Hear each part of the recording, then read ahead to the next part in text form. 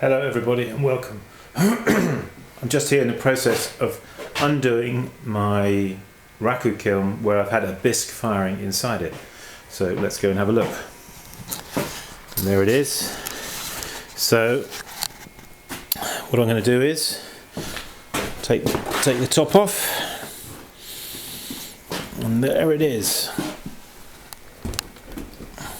As you can see, when we're firing a bisq, we can pile the pots on top of each other, we can pile them inside each other, and it's not a problem because of course there's no glaze, so therefore the pots are not going to stick together.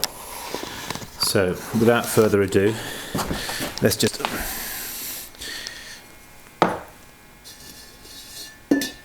take these out of here. I've got some more pots, you see, I want to put straight in. Have another firing.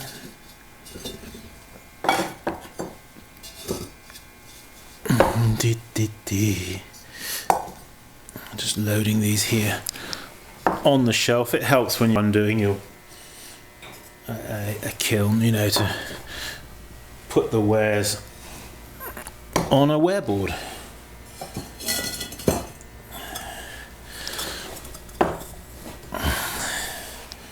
These all seem to have fired very satisfactorily. Just nice for Raku. We don't want it too hard.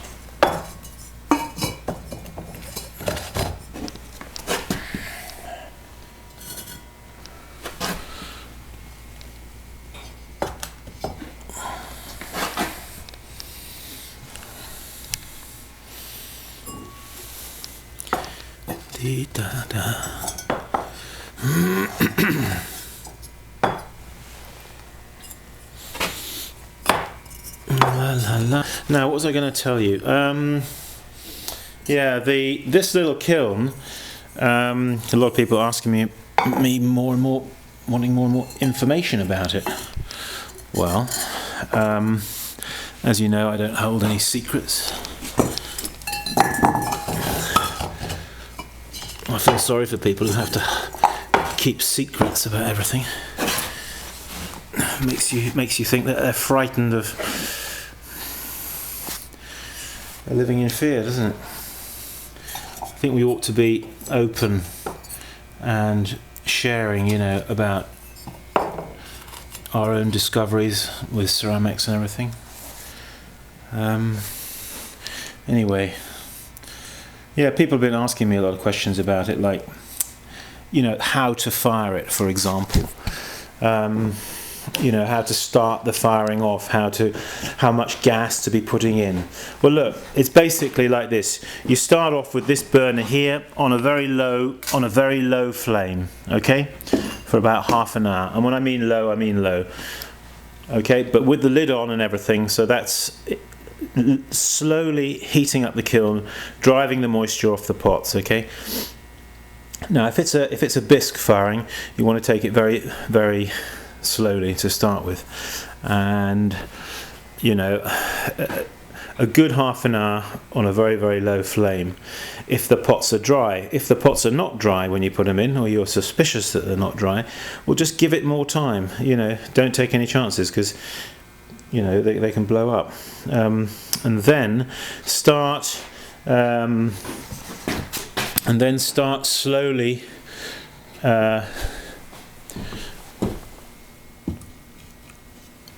turning it up, the gas.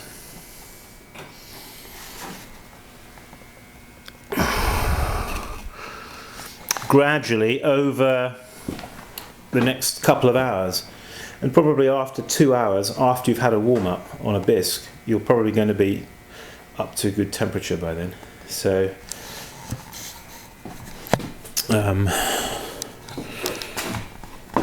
now if you're doing a Raku firing, of course the pots are already biscuited, or bisqued.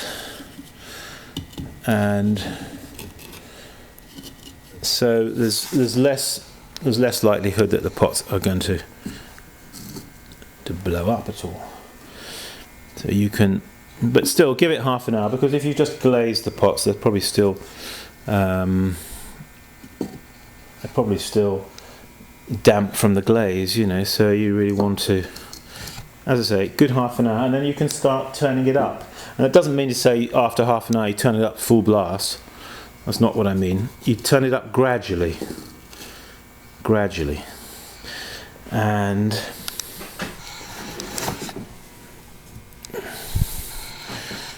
you should be okay. And again, after about 2 hours, you should be ready to take the pots out of the kiln. Now then, I'll just see what space we've got here. It's always a bit like a three-dimensional jigsaw puzzle, isn't it? Packing a kiln. Oh, I see that. I've got this thing which I made. Remember, this was a, what do they call it? For putting on the table when you've got a hot dish and you want to put it on the table. You don't want to leave a mark on the table. One of these, thrown like a flan dish and then cut out. Okay, a trivet is the name. A trivet. A trivial trivet. No, not trivial. Then I'm just sort of playing around here with this. So it's always good if you have your own wheel, have your own kiln, because you learn then so much more than if you get somebody else to do it all for you down your local pottery centre. Not only that, of course, you can get on a lot faster and get the pots through the kiln. None of this hanging around waiting. Now, what do we got up here? I've got a few pots up here. Just sort of see if there's something I can get in that kiln. That's a nice little number, isn't it? Yeah. Maybe a couple of these bowls.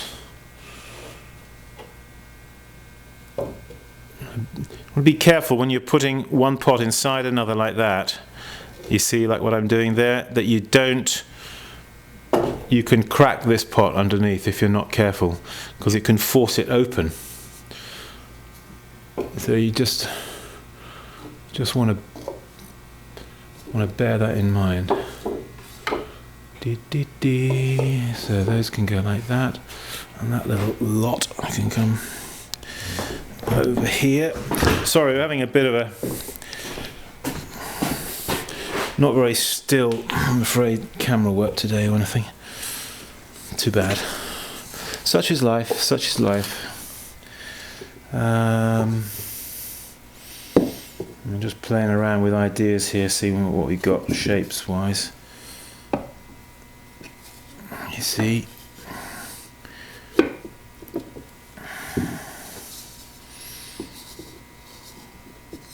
no, I have to be careful of that. Is not, no, that's not good. 'Tis not good. No, it ain't. Hang on, what about that little number? Yeah, I think he'll be okay. Like that. That fella there. Hey, hey, hey. We're getting there, aren't we? We're nearly there. Nearly there. Let's see, what else have we got? Just want something small, really. Or maybe that fella. Maybe that little number. What about?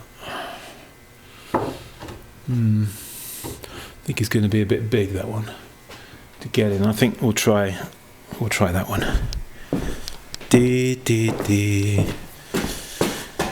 Ah, now then. I know, if we take that one and we can put in there, and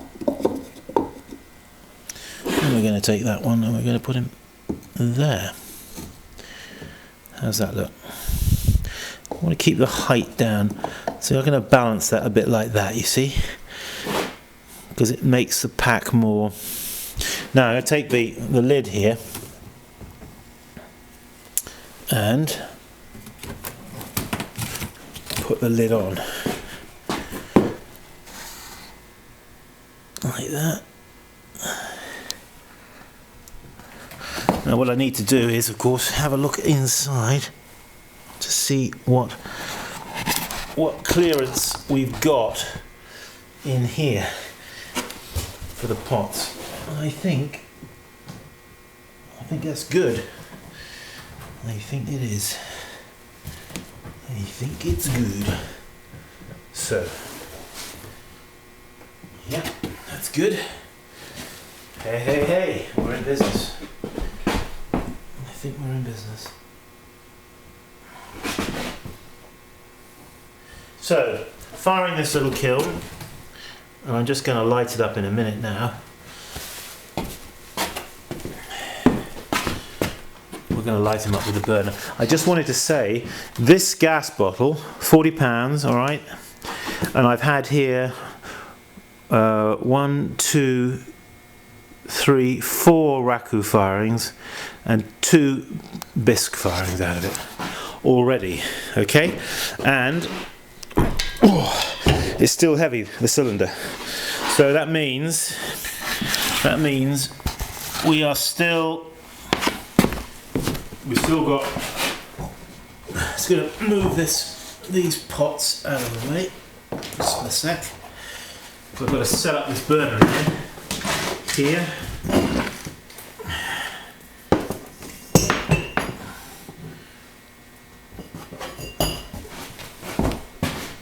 And then we're going to get it lit up. Okay. So you might think it's all very makeshift. And it is.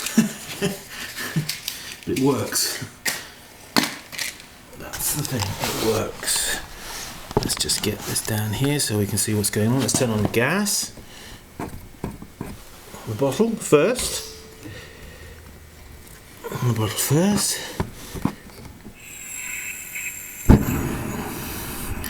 Now the kind of flame we want to start with is going to be looking something like that, okay? And we want that in there for at least half an hour, just driving off any moisture that there might be inside here in these pots.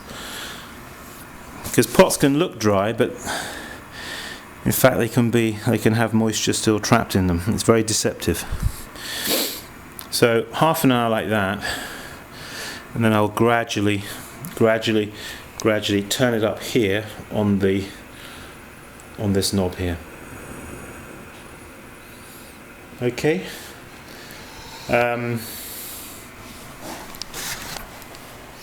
So I encourage you, have a go.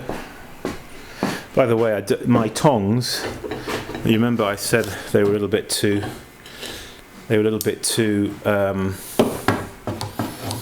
wide where we had the bite. Well, you can see I've ground them, so they're a little bit more. They've got less obvious a pinch mark on the piece, on the work, because it leaves a little scar, you see, on the glaze, doesn't it? When you pinch them like that, it leaves that little mark, distinctive mark. Well, if I was getting a mark that was too big, I didn't like it, so I've just cut it down. Anyway, Simon Leach here saying, keep practicing. See you around.